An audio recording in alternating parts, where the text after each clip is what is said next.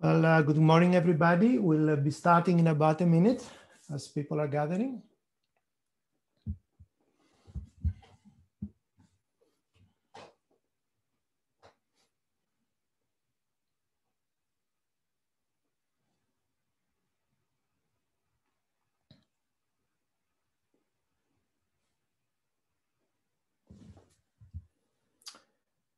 Okay, well, this is a good time to start. Well, thank you all for coming. This is the second call for proposals for C3.DTI. And this is actually the second general information session that we're having on this topic. We had another one out of Illinois back on Monday. So my name is Kostas Panos, and I think I know most of you. I'm a director of C3 and also the co-chief scientist of C3.DTI. So I would like to go quickly through a few slides to give you some background information, then zoom in on the call for proposals, and then have some conversation about the resources available to the people who will be proposing and getting awards, and then open it for some Q&A. So first, I would like to give you a very brief vision and overview of the Digital Transformation Institute supported by C3.ai. So when we put this institute together a little bit less than a year ago, the mission was set to attract the world's leading scientists to join a coordinated and innovative effort to advance the digital transformation of business, government, and society. This is a very broad objective, and I will give you some ideas on how we're pursuing this objective in a moment. I would like to tell a little bit more about the Institute first. The Institute consists of several university partners. You can see them here: Illinois, Berkeley, CMU, MIT, Chicago, Stanford, Princeton, but also Berkeley Lab, also NCSA, and of course C3.ai, who is funding the bulk of this program. Now, the Institute does many things. Of course, we run calls for proposals and we award funds. We have a program for visiting professors and scientists. We develop a courseware. We maintain and make available a data analytical platform. We have a strong outreach program.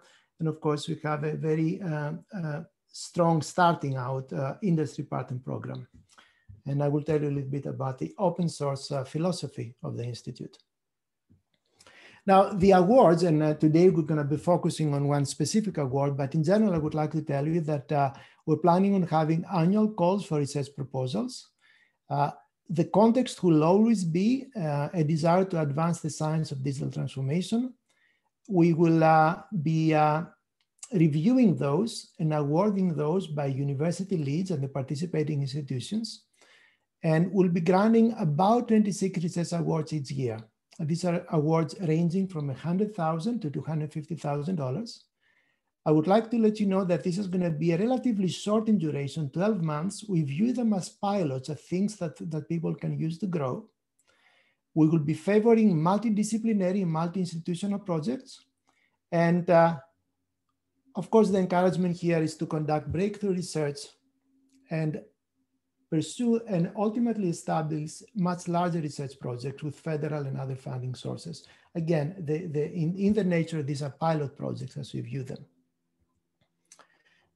We have a program on visiting professors and scientists. Of course, because of COVID, this has not been activated fully yet.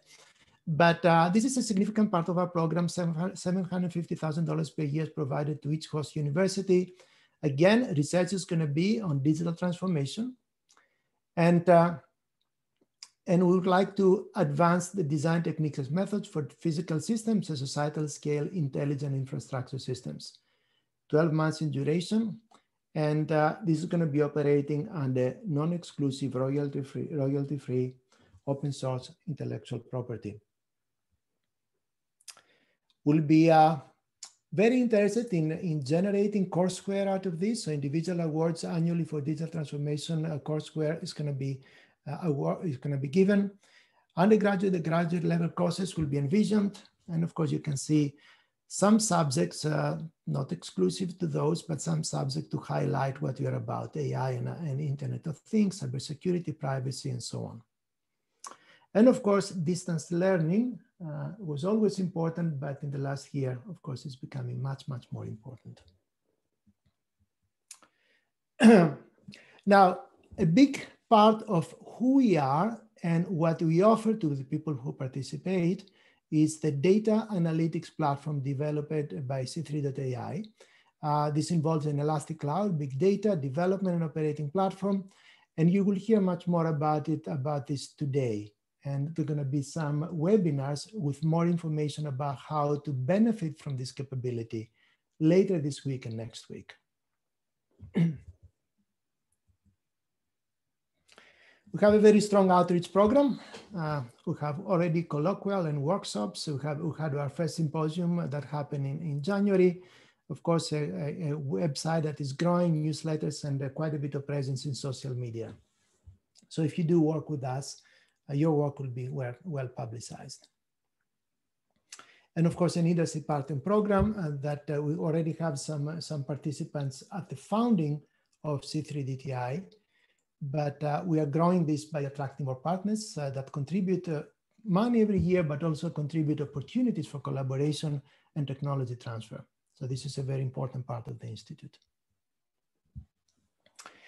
And everything that we do is meant to be open source, published during the award period in publicly accessible repositories. Anything that is generated in terms of algorithms and software will be publicly available as open source for the public good. And we would likely be reaching out to researchers that have been awarded support from us to provide information about your work during the life of the award, because many of the things that we do are developing very rapidly and the landscape is changing very rapidly. So now let me focus on our second fall for proposals, and I will talk about the focus and the topics. The first call, by the way, has happened last May. It was focused on COVID-19, again, through the lens of digital transformation. And that was a very successful call. We had almost 200 proposals awarded, about a little bit less than 30. And these things are executing right now very nicely. But this one, we're focusing on another very topical subject, which is AI solutions to address the challenges of energy and climate. Many people who are attending this Zoom meeting, of course, know a lot about it. Many of you probably know much more than I do. But the point here is that as energy systems become more up to date, they are being digitally transformed. The grid is becoming the smart grid. We now have a mix of renewables that has to balance more traditional sources of energy. We have new models for energy markets. And of course, we have new ways of automating and making things more robust and more resilient and more flexible. And we do this with many things in mind, the most important of them being climate. So this is going to be the focus of this second call for proposals.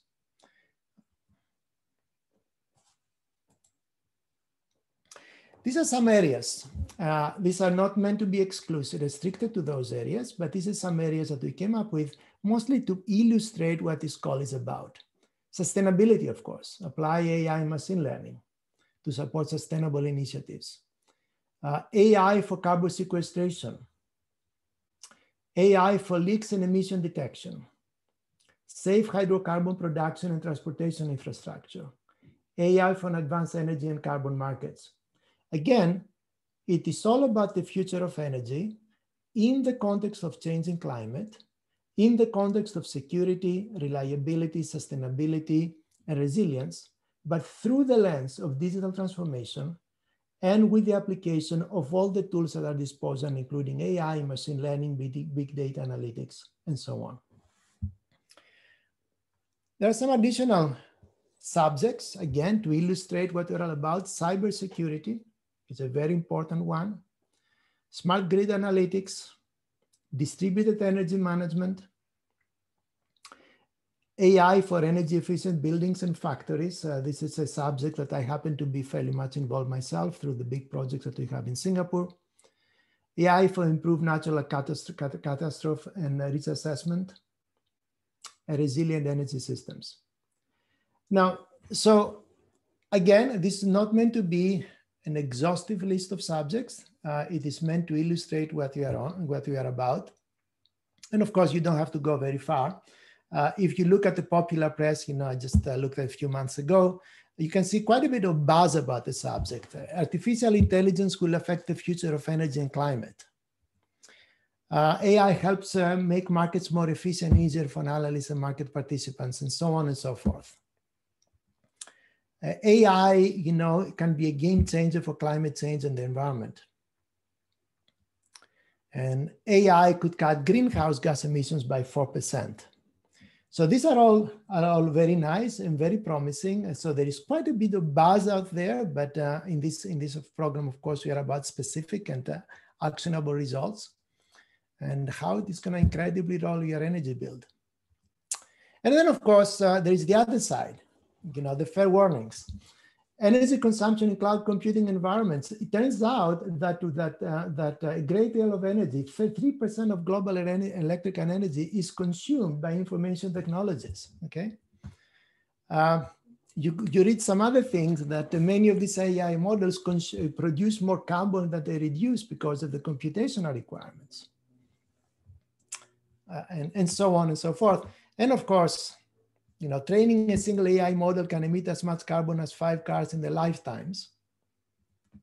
And of course, just more close to what happened, just today, you open the news and you see that the Texas grid collapsed because there was not insufficient planning. And you might think that some planning would have helped, some better regulation would have helped.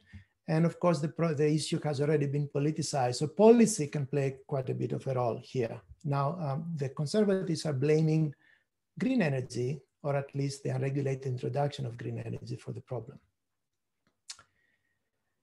So I would like to pause here and turn it over. But before I do, I hope that I gave you an idea about what is going to be the programmatic core of what we're about in this call. At this point, I would like to turn it to Eric. I believe you're going to be presenting a few slides about the computing resources. So Eric? Yeah, thank you, Kostas. My name is Eric Fraser. I'm a CTO for the C3DTI project. I'm also Assistant Dean and Director of IT at the College of Engineering at UC Berkeley. So I think I'm imagining that many of you might have a lot of, technical questions about the platform and what it can do and what resources are available. For the sake of today, we're going to keep this discussion at a fairly high level. But as Kostas mentioned, there's going to be an opportunity at the end of this week, early next week, and then the following week to dig deeper down into some of the technical capabilities of the platform and what resources might be able to do for you. I think it's given the shorter nature of this project, it's probably good to be thinking about where you are, what technical challenges you have currently. Our goal from the DevOps team in DTI is to meet you for where you are in terms of your technical challenges, your resource needs, et cetera. So maybe you're just want to be doing some discovery in terms of some data that you might have in place.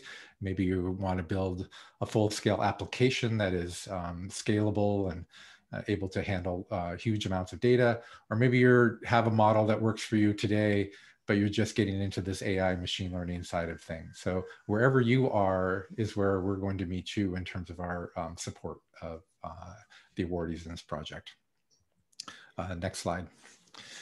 So one of the resources, and clearly one of the key resources we have, is a donation from Microsoft Azure and their computing platform on the scale of $2 million per year, which we are able to run the C3 platform utilizing Azure and those resources.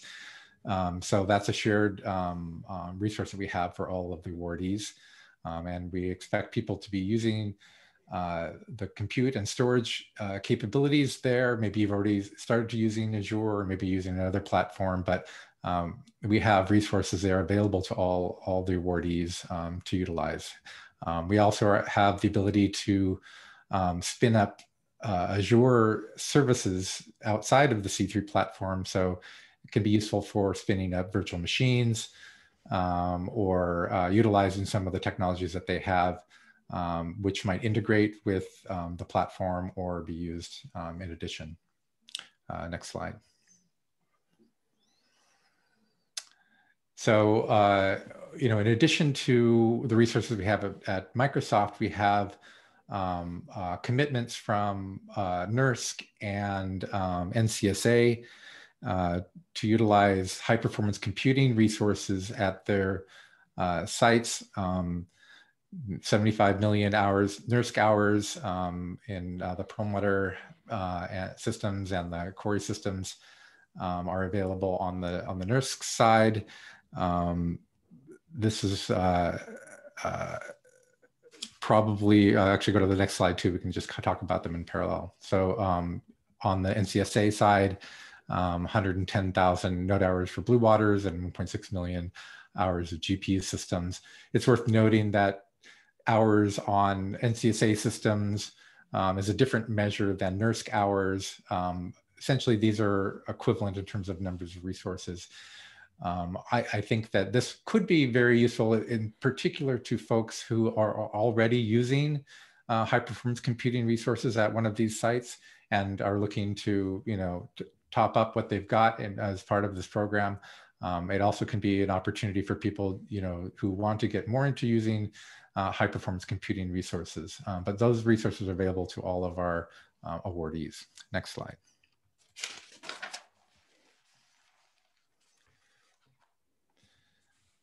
So a little bit about the AI suite and the C3.ai Ex Machina systems. Okay, so these are two platforms available to all the researchers, awardees, and they're two ends of the spectrum, really, I think, in terms of functionality and complexity. Maybe there's differences in these things. So the C3.ai suite is a fully capable and functional system that can manage and automate ML and AI workflows and can build fully functional applications that can run at high degrees of scale with large amounts of data coming from multiple places. This is a very capable system, especially if you've got high demands and you're trying to do, actually keep going back, stay up back on that last slide there. Oop. One more there. Yeah. Whereas the Ex Machina system is envisioned as a low code, no code. Actually, one more slide forward.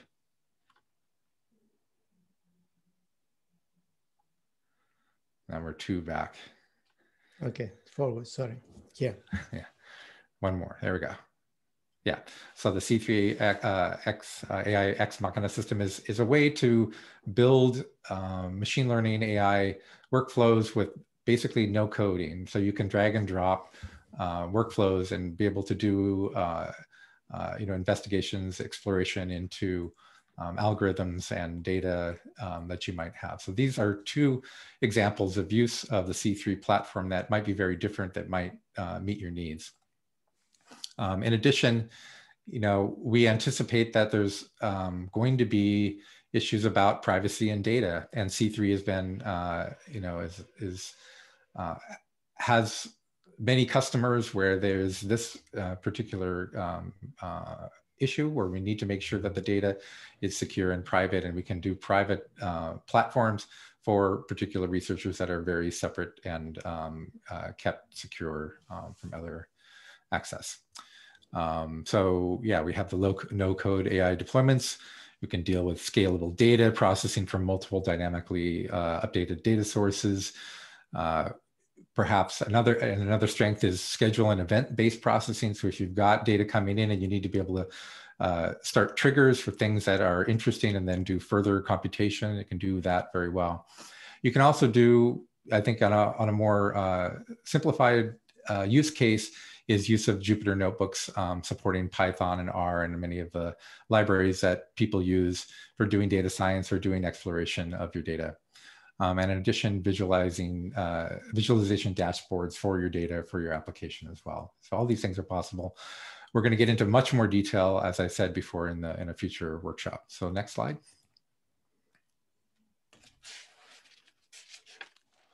Yeah, and so I think this is probably the most unique portion of the project, is that we have staff resources available to you as researchers. And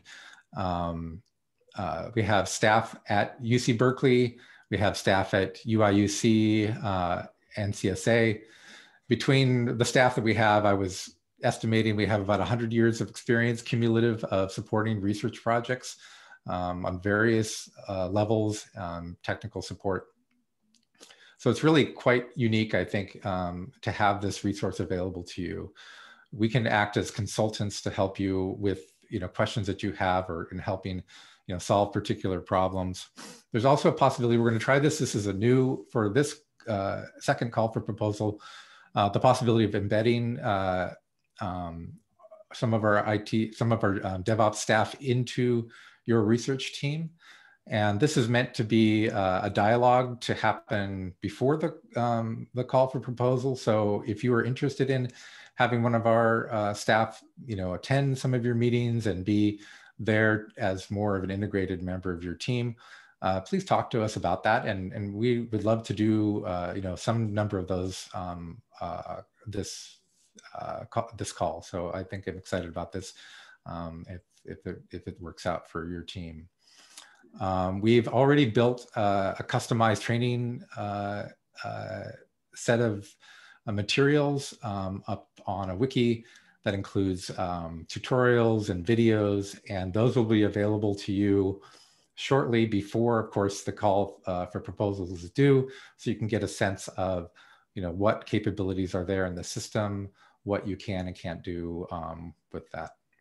And then in addition, I think this is another real benefit, is that we have been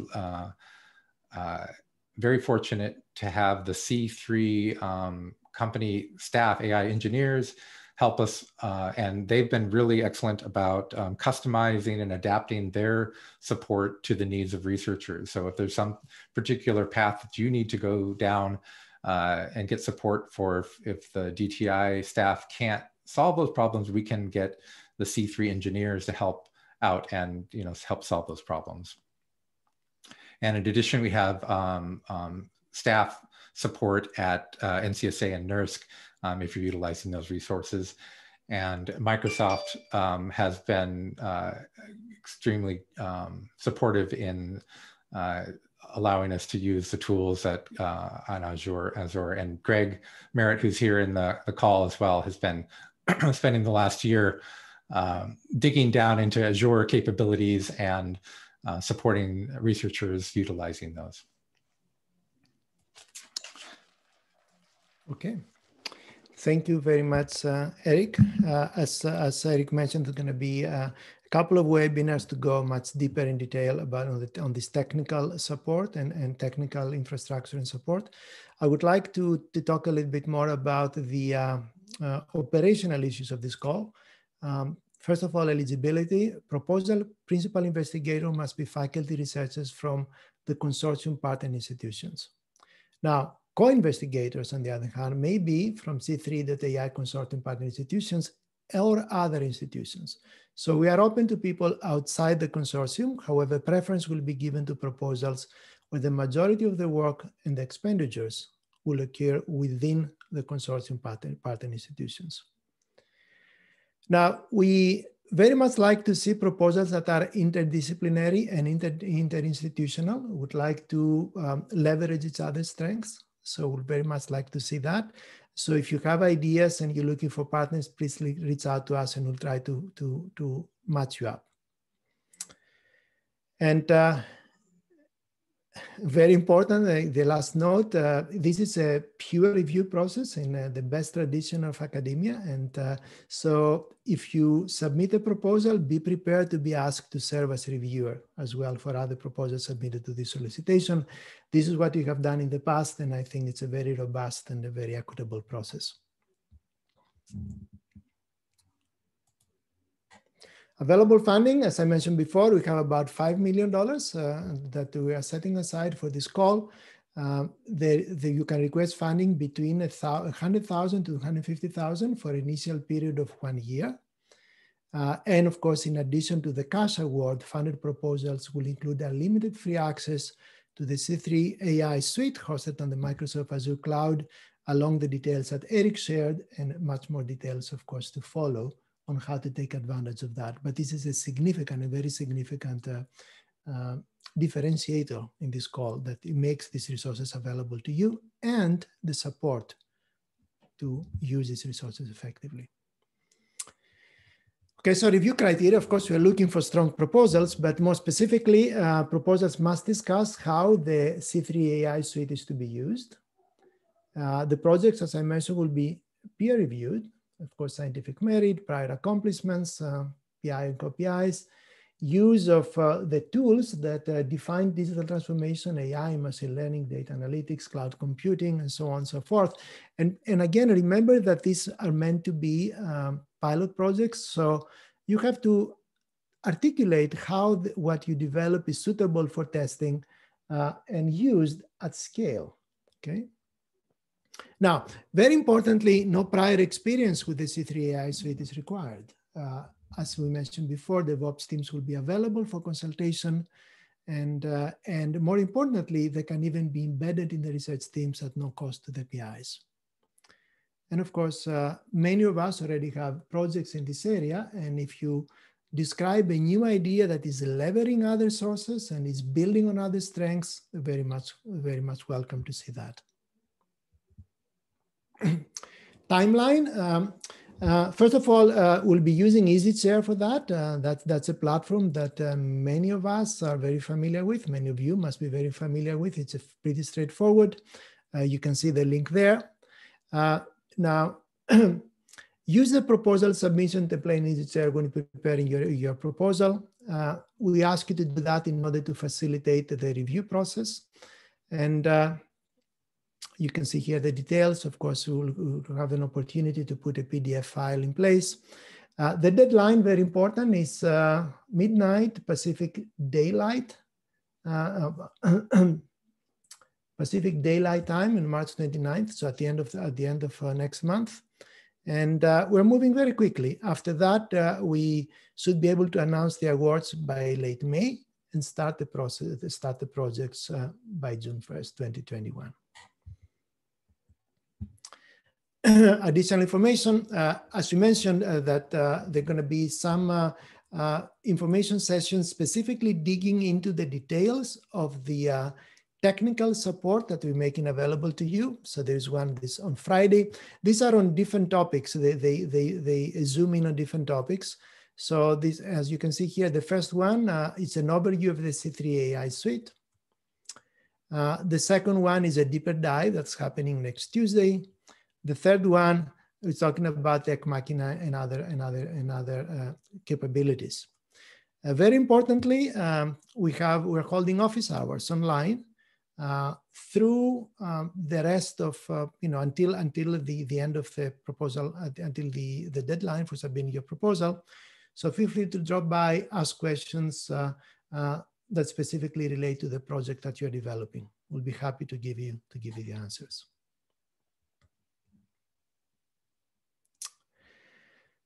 Of course, there might be questions that we have not covered, and questions that we might not cover in the next few minutes. But you can always send us your questions at this email address, and we should be able to answer them that way.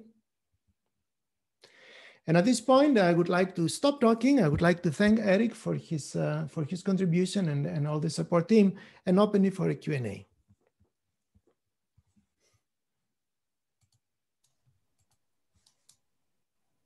So people can use the chat, or you can raise your hand in the reactions button there if you want to speak.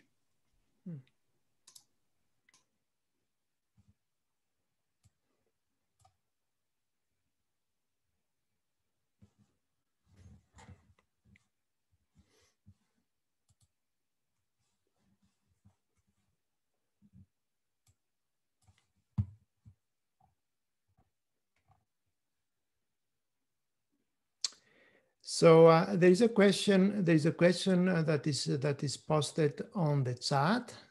I might need a second or two to read it. Tandy, if you're okay, hold on a second.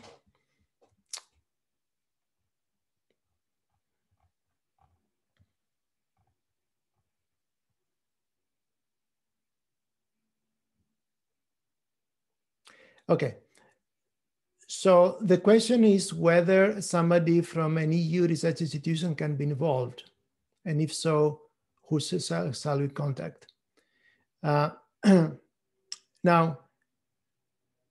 in general, participants from outside our network, our network of universities that I mentioned before, can participate as co-principal investigators. So you will have to partner with somebody that is within the institute.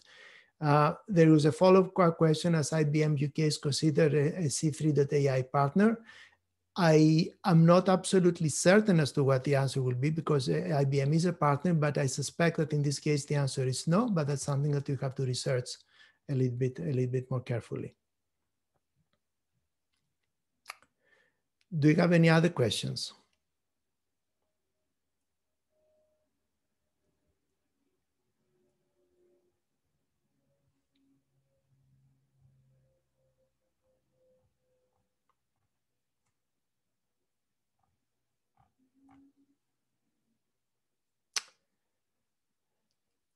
Okay, does anybody else from the team wants to add any thoughts, anything that you didn't cover, any clarifications?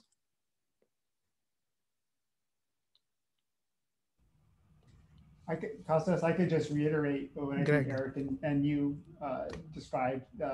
Again, we're having these follow-on meetings, the webinars, as described, to go into the technical areas. And as this is an important component of every proposal, my colleagues and I are there for you to help explain in more detail what these technical resources are. At the webinars, and then in those office hours, you can just come and bring your questions, and we can just chat. You can talk to us about what your current technology universe is, and how you might engage with the resources that we have. So please feel free to do that, and especially if you'd like to have one of us, in a sense, join your team as a more dedicated resource.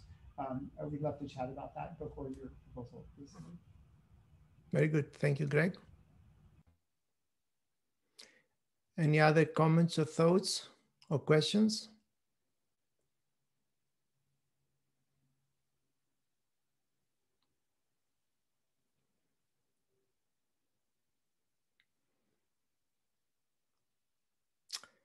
Okay, well, hearing none, I think we can close the session, and I hope that you can take advantage of the additional meetings that go into more details about the technical resources.